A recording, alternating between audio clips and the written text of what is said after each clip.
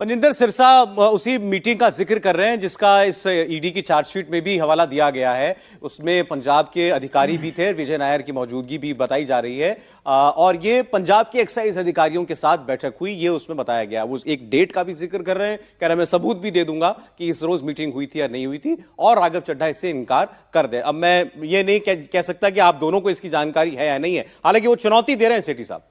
देखिए, भारतीय जनता पार्टी के बड़े नेता या प्रवक्ता वो कभी सीबीआई अफसर बन जाते हैं, कभी वो कुछ बन जाते हैं, कभी वो सीबीआई के डायरेक्टर बन जाते हैं।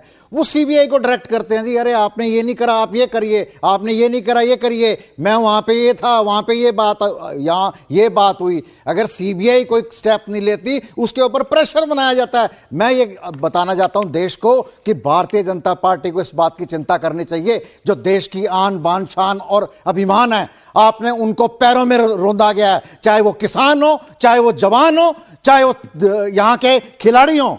खिलाड़ी जंतर मंतर पे बैठे हुए हैं, उनके ऊपर एफआईआर दर्ज करने के लिए आपको कोर्ट से ऑर्डर लेने पड़ते हैं।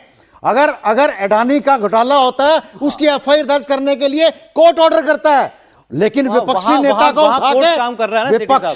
को उठा के कभी भी आप जेल में डाल देते हैं, कभी भी आप सीबीआई ईडी छोड़ देते हैं। मेरी दरखास्त क्या है कि वहां कोर्ट काम कर रहा है ना, यहाँ भी कोर्ट काम कर रहा है, कोर्ट काम कर रहा है, यहाँ भी एफआईआर दर्ज करने के लिए। सर यहाँ भी कोर्ट बेल नहीं दे रहा है। खिलाड़ी जो गोल्ड मेडलिस्ट है, भी कोर्ट कह रहा है का नाम संसार के अंदर, पूरे संसार के अंदर करता है, आप उसकी इज्जत नहीं करते? अच्छा ठीक है, हम सारे अब दुनिया के सारे ना किसान की, ना जवान की, ना खिलाड़ी की, सिर्फ दुनिया के सारे विषय तो मिक्स नहीं कर सकते। मैं किसी देश के अंदर दो कानून। अरे सेठी साहब, आप किस पार्टी की बात करने आए? आप मैं जो पार्टी सत्ता में भारतीय जनता पार्टी है, उनको ये कहना चाहता हूं, आप आज आम आदमी पार्टी का पक्ष रखने के लिए आए ना, अंदर एक पूरी क्रांति बन गई है। आप आम आदमी पार्टी का पक्ष रखने आए ना। अब तो मैं आपसे तो आम आदमी पार्टी के सवाल पूछूंगा ना। आप समर्थक, मैं राजनीतिक विश्लेषक हूं। अब हर्षवर्धन जी बीजेपी का पक्ष लेते हैं, आपने उनके नाम के नीचे तो नहीं लिखा बीजेपी समर्थक? नहीं, ये पेशे से पत्रकार है। ऑब्जेक्शन करा, मैंने पहले भी ऑब्जेक्शन करा, मैंने अभी एसएमएस भी करा कि मेरे नाम के आगे आप समर्थक ना लगाया जाए। मैं राजनीतिक विश्लेषक हूं। आप चलिए, आप राजनीतिक विश्लेषक हैं। मैं एक किसी, देखिए चलिए ठीक है, मैंने मान लिया राजनीतिक विश्लेषक है। जो भी राजनीतिक विश्लेषक है, मैंने मान लिया सर, पक्ष में बोलता है, मैंने मान लिया, लेकिन आप हमारे साथ इस तरह क्यों? मैंने मान लिया। अबे राजनीतिक विश्लेषक लिखिए सेठी साहब को, आप अभी करेक्शन हो जाएगा, उससे क्या फर्क पड़ता है? कल आने से पहले भी बात अब मेरा कहना यह है भाई, कोर्ट हर मामले में अपना काम करता है। इस मामले में भी कोर्ट ही काम कर रहा है ना, लेकिन यहां पर अभी आपका स्टेटमेंट है। सर एक सेकंड, लेट मी कंप्लीट।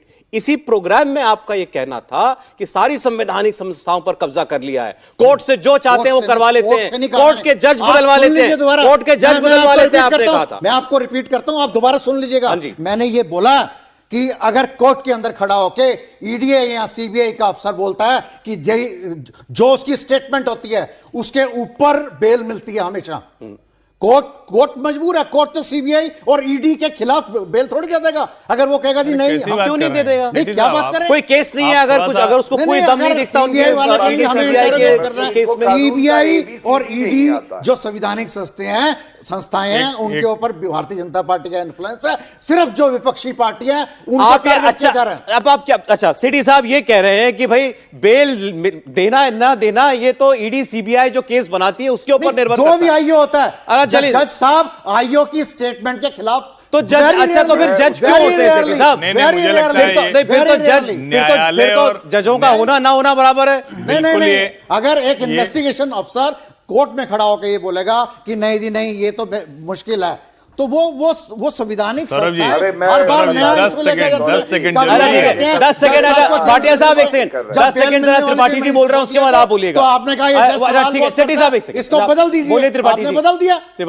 देखिए इसीलिए पत्रकार होने और आप समर्थक राजनीतिक विश्लेषक होने में फर्क है सेठी जी। जैसे मुझे साफ पता है कि न्यायाधीश फैक्ट के ऊपर इन्वेस्टिगेटिव जो भी ऑफिसर होगा, जो भी एजेंसी होगी उसकी बात सुनेगी, लेकिन वो न्यायाधीश तय करता है एजेंसी नहीं डिक्टेट करती है किसको जमानत देनी नहीं देती है। जो कह रहा हूं आप वहां अपने फैक्ट और एविडेंस रखते हैं, अगर वो नहीं सही लगेगा तो उसको जमानत नहीं मिलेगी, जो आपके नेताओं के साथ हो रहा है। आपको इस बात की नॉलेज नहीं है, जो इन्वेस्टिगेटिंग ऑफिसर है उसकी प्रेफरेंस हमेशा कोर्ट करता है। सर मैं उम्मीद करता हूं कि न्यायाधीश महोदय आपकी बात का संज्ञान न लें। चलिए ठीक, भाटिया साहब, अच्छा चलिए।